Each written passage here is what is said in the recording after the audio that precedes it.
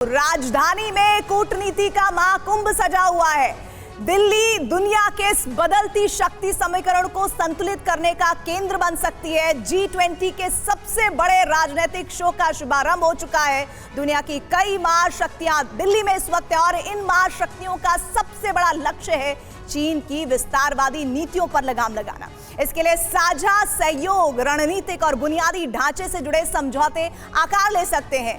G20 के महामंच पर जब बाइडेन और मोदी की मुलाकात होगी तो दुनिया के सबसे बड़े रेल नेटवर्क समझौते पर हस्ताक्षर होने की उम्मीद जताई जा रही है।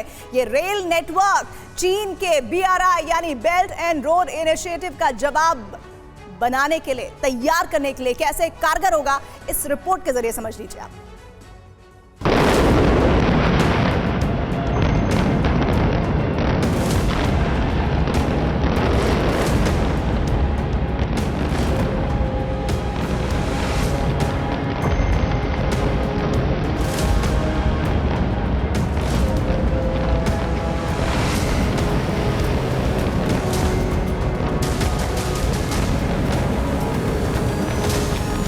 दिल्ली में 20 देशों के समूह का शिखर सम्मेलन महाशक्तियों के संगठन का केंद्र बिंदु बन गया है।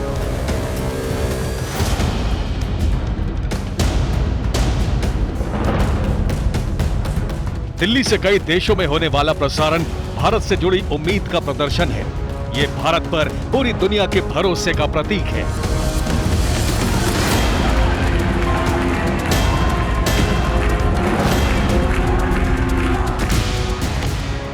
ये ऐतिहासिक और अभूतपूर्व तस्वीरें भारत के वैश्विक शक्ति बनने का प्रमाण है।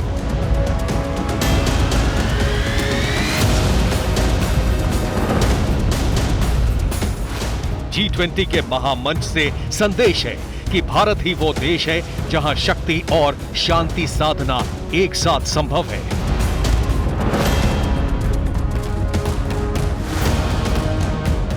दिल्ली से दुनिया की नई तस्वीर बनाने की तरफ कदम बढ़ चुके हैं। इस मंच से होने वाली घोषणाओं में सबसे अहम बिंदु हो सकता है विस्तारवादी चीन के विरुद्ध शक्ति प्रदर्शन और शक्ति संतुलन बनाने वाले ड्रीम प्रोजेक्ट की घोषणा।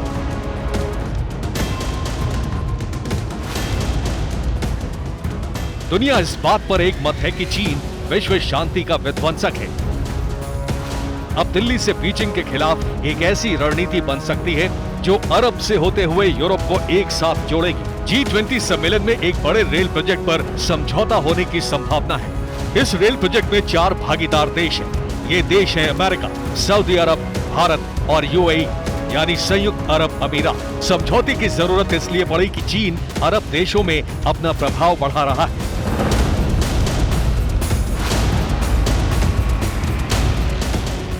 इस साझा इंफ्रास्ट्रक्चर सौदे पर बातचीत मई के महीने में भी हो चुकी है। मई के महीने में अमेरिका के सुरक्षा सलाहकार जेक सलिवन जब सऊदी अरब के दौरे पर गए थे, तब सऊदी, UAE और भारत के राष्ट्रीय सुरक्षा सलाहकारों के बीच इस समझौते पर चर्चा हुई थी।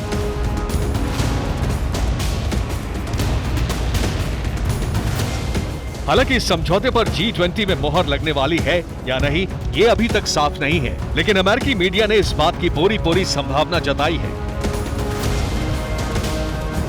खास बात यह है कि लेवेंट और खाड़ी देशों के साथ साथ रेल पोर्ट नेटवर्क से भारत को जोड़ने वाले इस प्रोजेक्ट की बात बीते 18 महीने से चल रही है। 1.5 साल पहले I2U2 संगठन की एक बैठक हुई। I2 का मतलब है इंडिया और इजराइल, U2 का मतलब है US और UAE।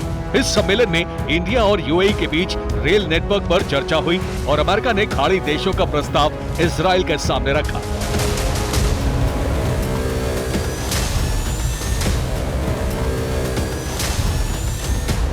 बीते 1.5 साल से जिस महत्वाकांक्षी और चीन की शक्ति को कम करने वाले प्रोजेक्ट पर चर्चा हो रही है, वो अब सच हो सकता है। लेकिन इस प्रोजेक्ट में सिर्फ यही 4 देश नहीं होंगे। G20 में साझा इंफ्रास्ट्रक्चर डील अगर साइन हुई तो रेल प्रोजेक्ट की संभावित तस्वीर क्या होगी, ये समझिए।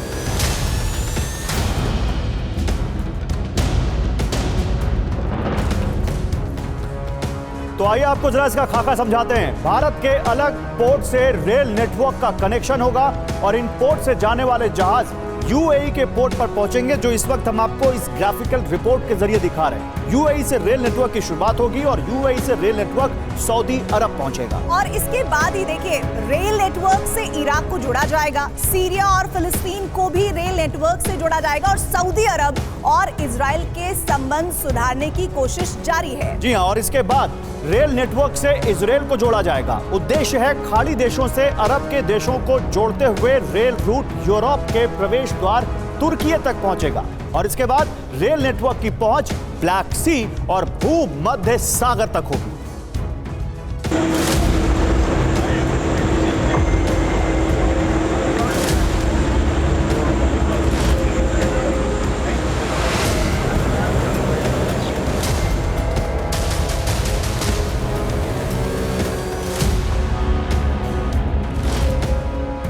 I2U2 नाम की फोरम की नींव 2021 में रखी गई थी।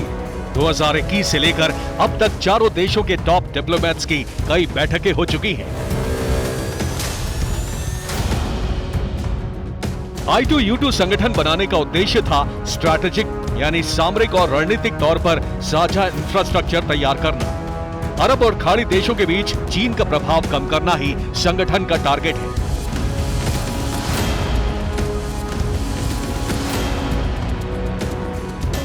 अगर G20 के मंच से इस रेल प्रोजेक्ट पर मोहर लगी तो चीन की बढ़ती ताकत पर यह बड़ा प्रहार होगा। अमेरिका और भारत मिलकर इस वक्त इजराइल और सऊदी अरब के बीच संबंधों को सुधार की पटरी पर ला रहे हैं। उम्मीद ने जोर पकड़ा है और प्रगति भी तेज होने के आसार हैं।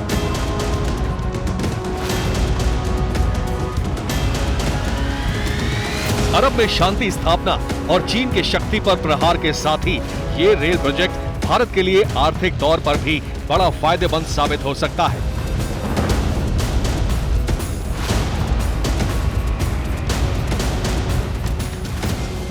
बीते साल I2U2 की बैठक में रेल प्रोजेक्ट सबसे बड़ा मुद्दा था। अरब और खाड़ी देशों को जोड़ने वाले रेल प्रोजेक्ट का विचार इजराइल ने रखा था। इस प्रोजेक्ट के लिए भारतीय विशेषज्ञों की मदद मांगी गई। भारत के पास बड़े रेल प्रोजेक्ट तैयार करने का अनुभव है। भारत ने Konkan railway, metro rail project समय से पहले पूरे किए हैं। अरब खाड़ी रेल प्रोजेक्ट में भारत को अरबों डॉलर का काम मिल सकता है।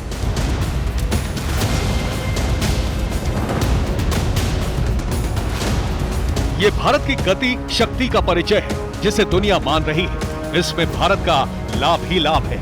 लेकिन चीन के सबसे महत्वाकांक्षी project belt and road initiative के लिए सबसे बड़ा झटका।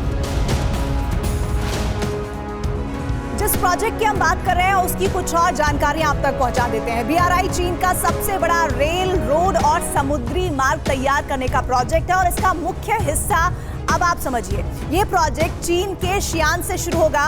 मंगोलिया, पाकिस्तान, अफगानिस्तान, ईरान, तुर्की, बुल्गारिया और उसके बाद आगे किस तरह से जुड़ेगा ये बताते हैं आप। बिल्कुल, बुल्गारिया, रोमानिया, यूक्रेन, बेलारूस और पोलैंड होते हुए ये पूरे यूरोप को जोड़ेगा प्रीति। और चीन का प्लान इससे कहीं ज्यादा बड़ा है। ये समुद्री मार्ग से अटलांटिक महासागर से होते हुए लैटिन अमेरिका, उसके बाद अफ्रीका से श्रीलंका, बांग्लादेश और म्यांमार होते हुए दोबारा चीन तक पहुंचने का प्लान है। और अभी आप स्क्रीन पर सिर्फ यूरोप तक का ही हिस्सा देख रहे हैं। ये जो मैप आप देख रहे हैं उसमें सिर्फ और सिर्फ यूरोप तक का हिस्सा है। लेकिन चीन के इस महत्वाकांक्षी प्रोजेक्ट में बड़ी अड़चनें आने लगी हैं।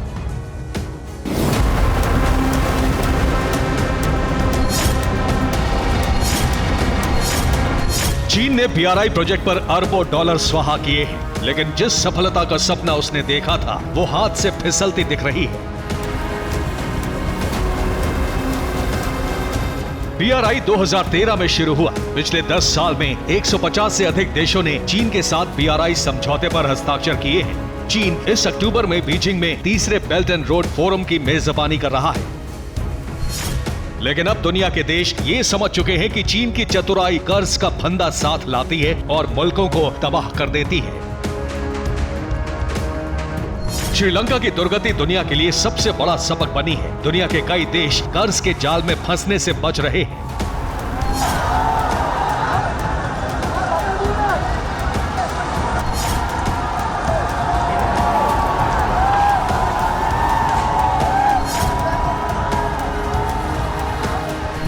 कोरोना महामारी से चीन की अर्थव्यवस्था सुस्त हुई है। चीन ने BRI प्रोजेक्ट में निवेश घटा दिया है। चीन अब हर साल 1000 करोड़ डॉलर के बजाय 700 करोड़ डॉलर तक निवेश कर रहा है। बेल्ट एंड रोड देशों को बढ़ते व्यापार घाटे का सामना करना पड़ रहा है। इटली 2019 में BRI में शामिल होने वाला G7 का एकमात्र देश था। 2022 तक इटली का चीन के साथ व्यापार घाटा दुगना हो गया। 2 सितंबर को इटली के विदेश मंत्री ने कहा कि BRI उम्मीदों पर खरा नहीं उतरा। इस साल के अंत तक इटली BRI छोड़ सकता है।